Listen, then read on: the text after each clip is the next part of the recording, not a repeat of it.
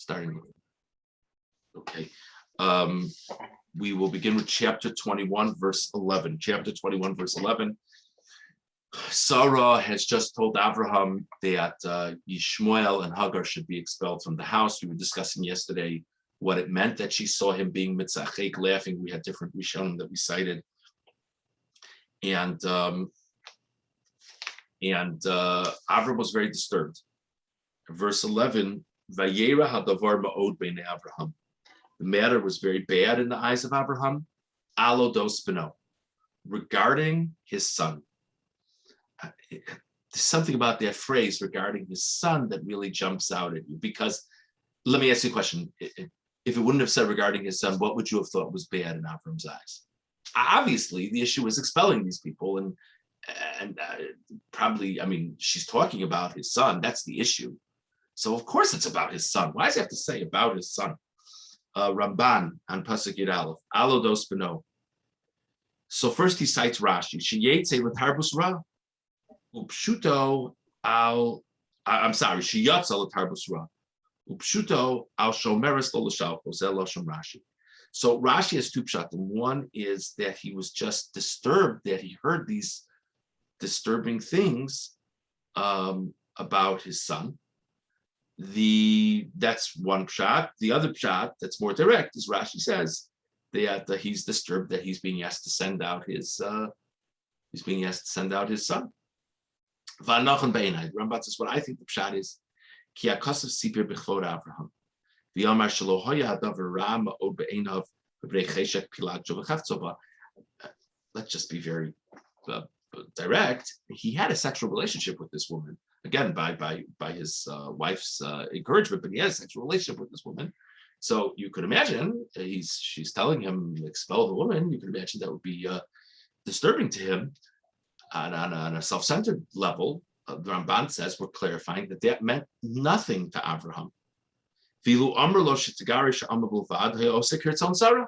Let's say it wasn't about Ishmael. Let's say it was about Hagar. Fine, as long as there's good reason, he would have been fine to expel her. But he was very upset about the idea of expelling his son. And he didn't want to listen to what Sarah said.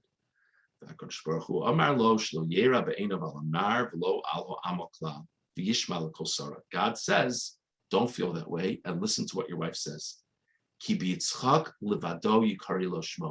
Hashem clarifies to Avram that his legacy will be with Yitzchak. And the descendants of Yishmael will not be, they'll be Avram's biological descendants, but that won't be his nation. Now,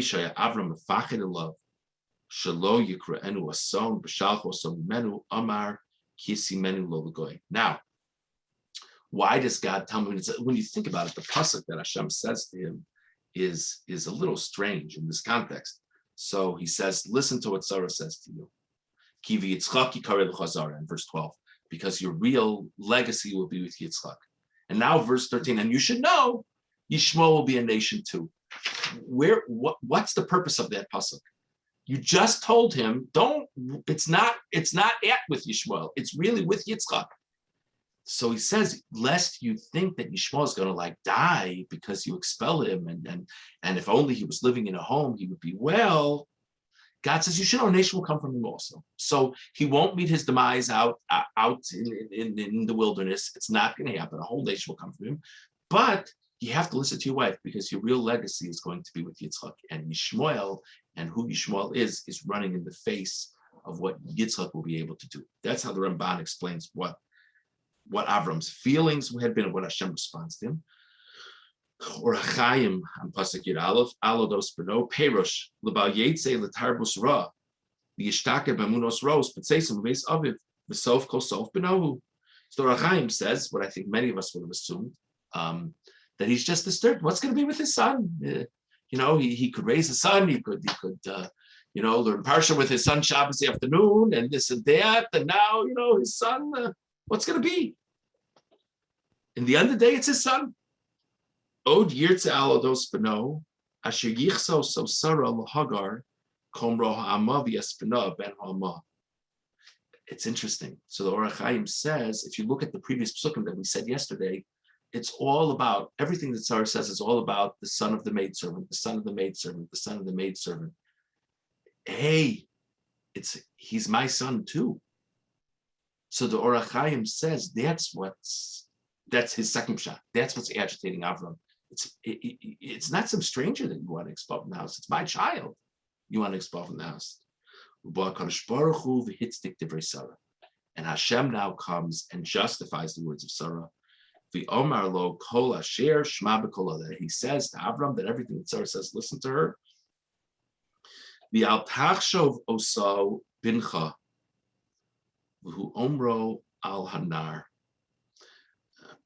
Hard pasuk. But the Orach Chaim says that what Hashem is saying to Avram is, don't think of him as your son. In other words, Kiv Yitzchak Yikari L'Chazara, your future is with Yitzchak.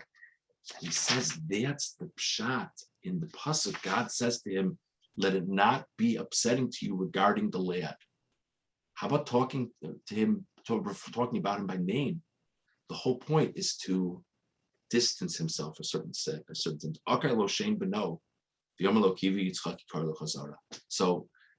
Yishmael is the lad, and Yitzchak is Yitzchak, because that's where you've got to put your emotional energy at this point. Very difficult thing. And this child, Yishmael, is really going to be more his mother's son than his father's son.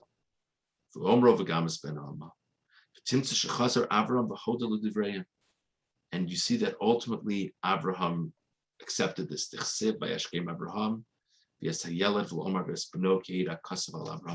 It's very interesting in Akedas Yitzchak later in this parsha.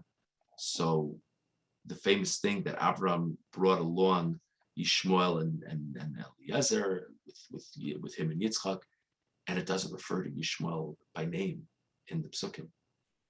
And the Orach Chaim says that's actually Avram's confirmation that he's looking at him that way. It's an interesting thing. He's sort of like following upon the path of how God conveyed the message to him. An interesting thing. Speaking of the Akedah, because how can we not talk about the Akedah? I'm sorry, I'm not more balanced here. Well, let's jump into chapter 22, verse 1. Chapter 22, verse 1. And once after these matters, and God tested Abraham. Vayomer love Abraham. God said, Abraham, Vayomer he named. And Abraham said, here I am, ready to do what I'm told, what I'm charged with.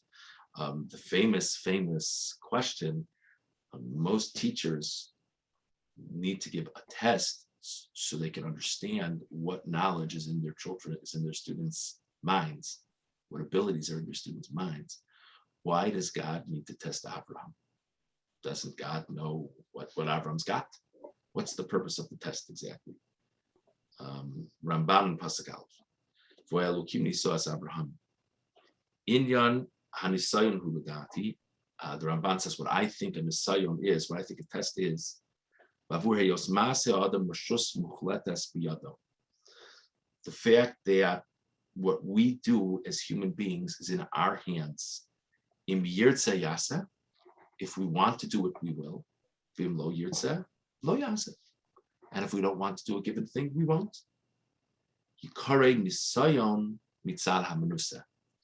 It's called a test from the perspective of the person who receives the test. It's let's see. At the end of the day, it's up to the person. Will they do it or not? An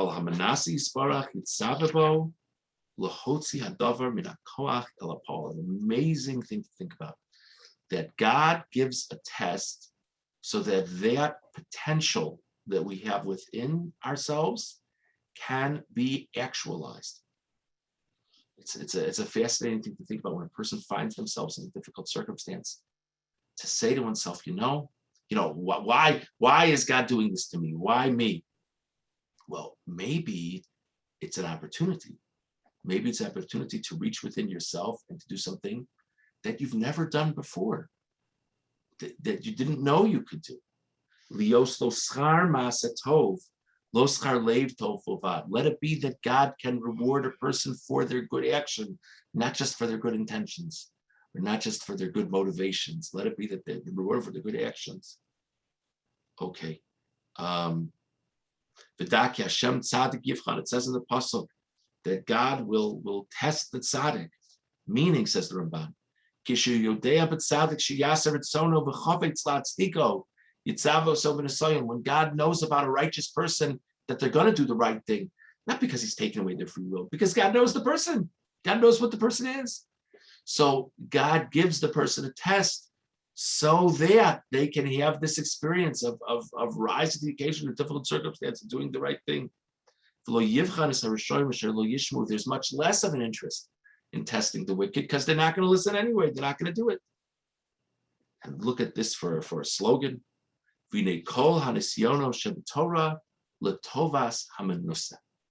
Every test in Chumash is to the benefit of the person being tested. Powerful thing to think about. That's what Ramban says.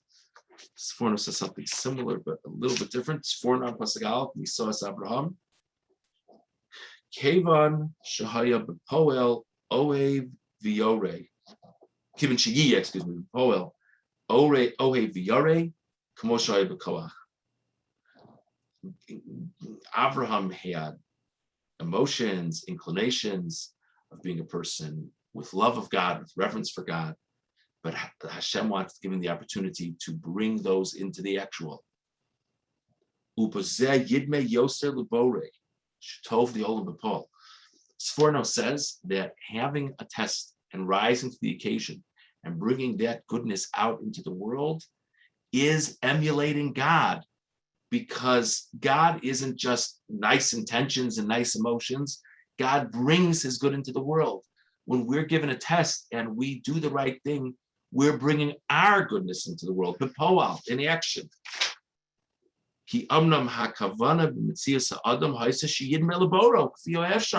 whole purpose of the creation of humanity is to emulate God. God says, let us make man in our likeness, in our image. So one of the basic things about how God relates to the world is he does all these things that brings good into the world. When we have a challenge and we do the right thing, we're bringing good into the world. They're very powerful to think about. Let's go on to verse 3. Vayashkem Avraham baboker. He's given the assignment of, we skipped the pasuk, but bring Yitzchak as an offering. Vayashkem Avraham baboker. Avram got up early in the morning. And he saddled his donkey. He took his 2 lads with him. Doesn't name Yishua, that's what we're referring to before. He chopped wood for the Olo offering. And he went to the place. We read this pasuk so many times. Have you ever thought about why he had to chop wood before he left? Did he not think there'd be any trees in the place he was going to? Did he not think there'd be any trees nearby? Gimel, Ramban Gimel, Vayvakatze. This is first thing the Ramban says, which is the general diligence to perform the mitzvah. So who knows? Maybe there won't be wood there. Maybe there won't be trees there. And then he's ready to do the mitzvah, and then he has to schlep around looking for things. No, there's wood here. Let me chop some wood here, and then I'll be as ready as I can. It happens to be, he carried it with him for 3 days. But who knows when, where, but I'll have the wood. Oshaya Avram posel korban 8 shenim tzabo tolas kedin Torah v'lokach mibeitzo eitzim tovim laola. So the other pshat Ramban says is there are halachos about what kind of wood can be used for an ola offering. So, for example, if a worm had bitten into the wood, it could be invalid to use for an ola offering in the base of Mikdash. So Avram was living by similar standards, that there was good wood near him, so he took it. Because of course there'll be trees, but they might not be the right kind of wood. Just an interesting thing to think about. So we spoke about why Avram is concerned regarding his son, that's language in the pasuk, regarding the expulsion of Hagar and Yishmael, what the ideas would be. We discussed Rashi and the Ramban and the Or Chaim. We discussed the Ramban and Sforno's idea about what an Asayon is. And we discussed the Ramban about why Avram had to chop the wood before he left.